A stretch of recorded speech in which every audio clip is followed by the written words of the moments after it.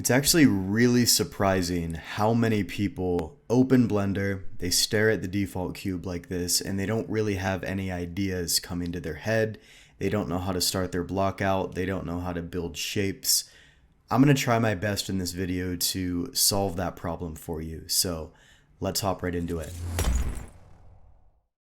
If you're brand new to hard surface modeling and want to learn our entire workflow in Blender in under 2 weeks with about 30 to 60 minutes per day of work, just like thousands and thousands of students have already done, then check out our accelerator program in the link in the top of the description.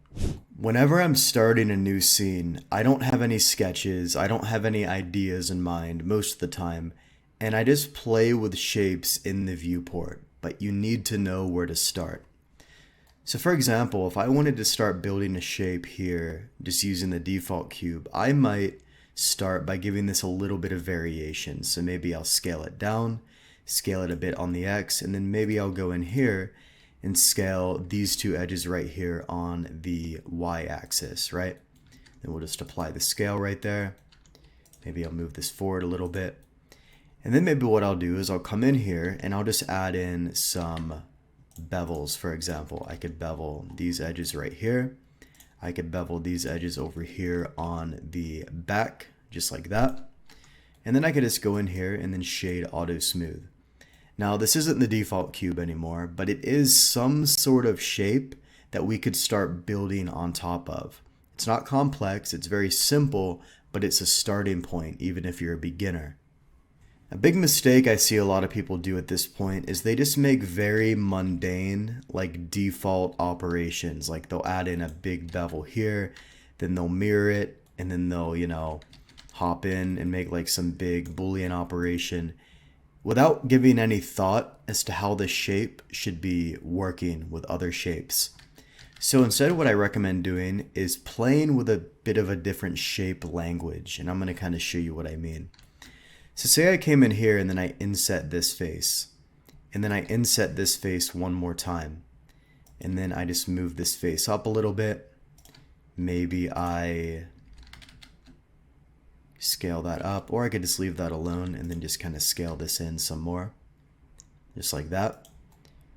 Now I don't like how tight this bevel is right here, so I'm just going to go into Mesh Machine, use the unfuck feature, and then just mirror that over.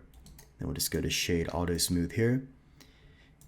And I kind of have something a little bit more, interesting that I could start working with here.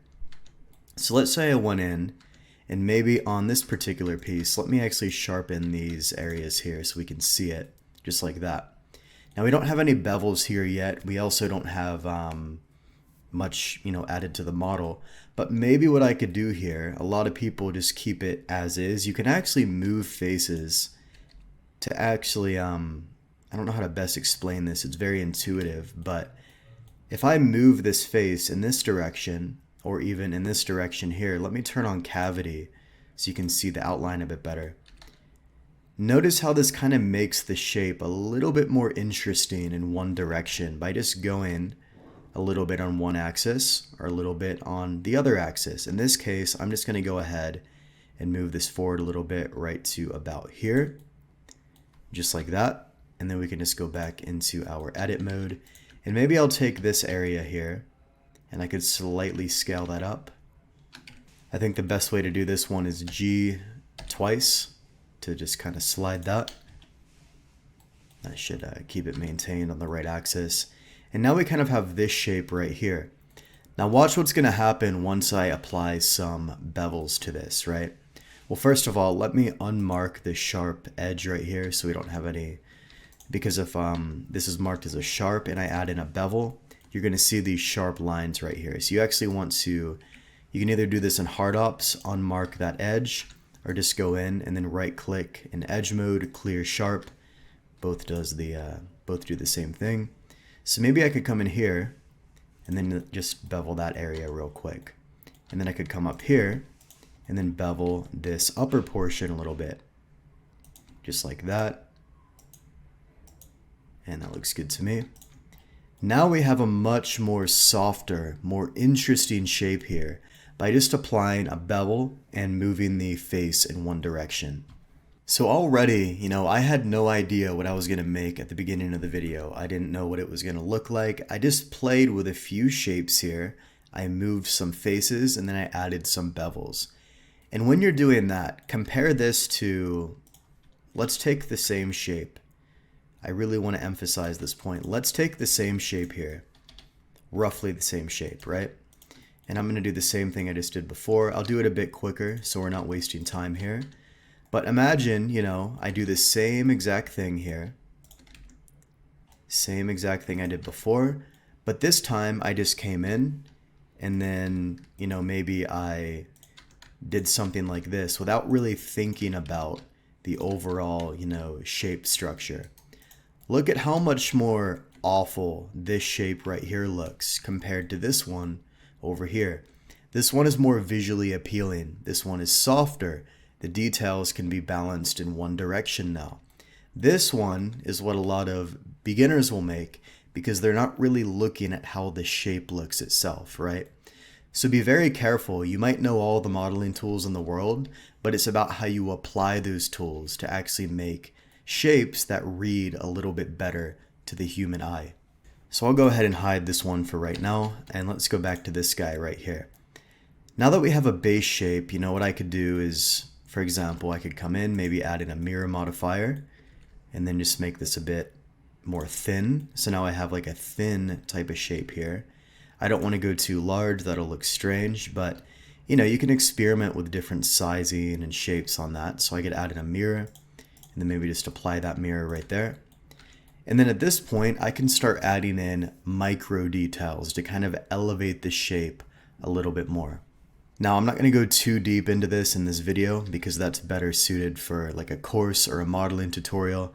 This is more focusing on shapes and blockouts. So check this out. This is where people also struggle. If I come in here and I want to add in some small like indentations into the surface, I also want to strategically place these. So for example, maybe I'll come in here and I'll add in, a detail right here, kind of following that angle. And then I'll go in, I'll extrude that down, I'll add in a bevel. I'll go ahead and press enter. It's a little bit too large. I'm just going to scale that down just a bit. And then just kind of move that up. And then maybe what I could do here is add in a loop cut right here. And then take this edge and then just move this edge up a little bit.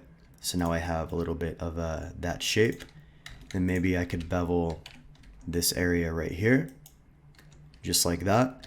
And now I kind of have this type of detail right here on the surface. And then I can go ahead and mirror that over to the other side there. And then let's just add in a very tiny bevel right here, just to highlight the edges a little bit. Now notice where I placed this detail. Notice how it's flowing in the same direction as this entire shape. I guess the best way to, there's like a kinetic energy here to the shape. All of it is flowing into this direction, all the way here to the front. There's a certain shape language kind of moving up in this direction. That's what I want to mimic on the entire shape every time I add a detail. I want it to flow with the shape, not against it. Now, say I just took this and I just slightly rotated it like this.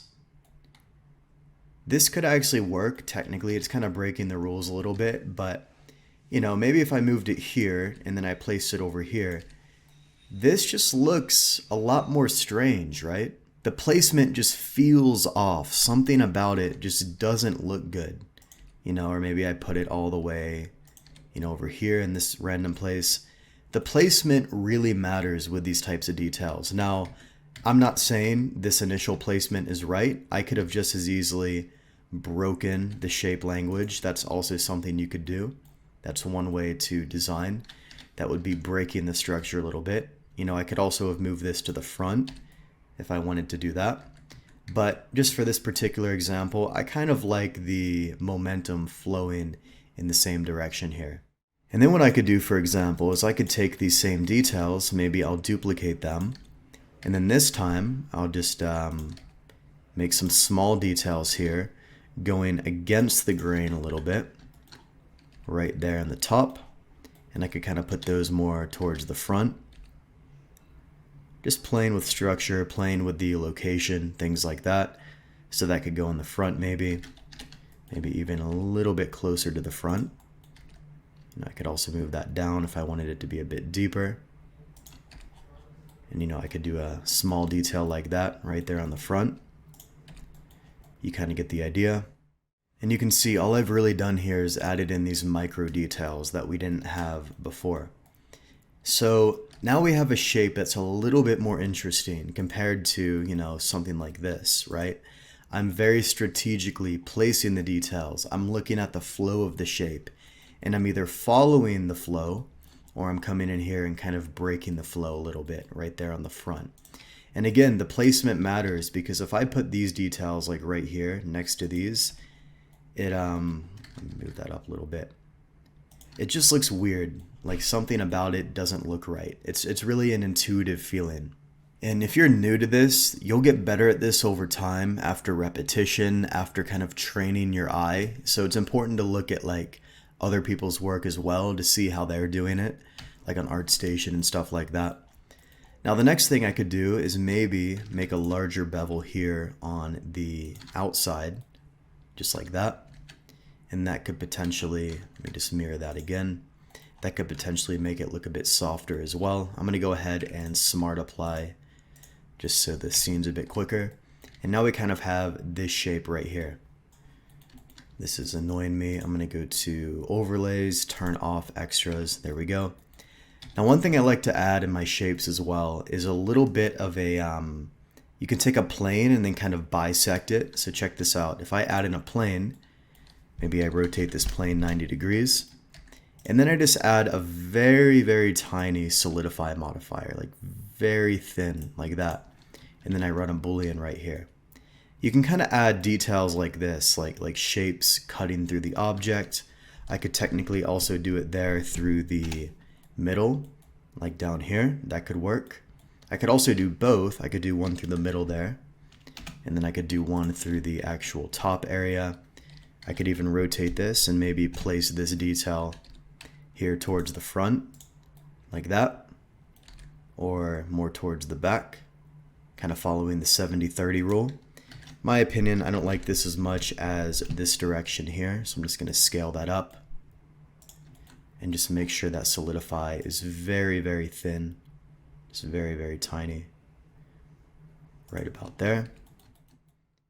And compare this type of shape, this type of detail. This is something you could actually start with. This is a good base shape that you could start with and then quickly, iterate on, build a full model out of, things like that.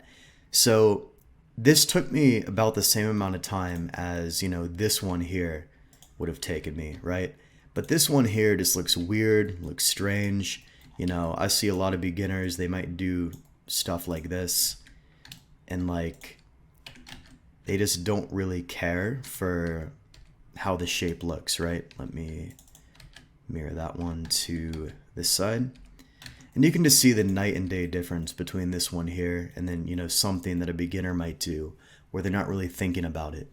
So I hope that kind of gave you some food for thought, kind of explained a little bit about how to work with your shapes, work with them instead of against them. This will make your blockouts look a lot better and a lot more visually appealing. Again guys, if you're brand new to hard surface modeling and want to learn our entire workflow in Blender in under 2 weeks with about 30 to 60 minutes a day of work, thousands of students have done this, all the proof is on the screen here, then check out our Hard Surface Accelerator program in the link in the top of the description. Thanks for watching, and I'll see you in the next video.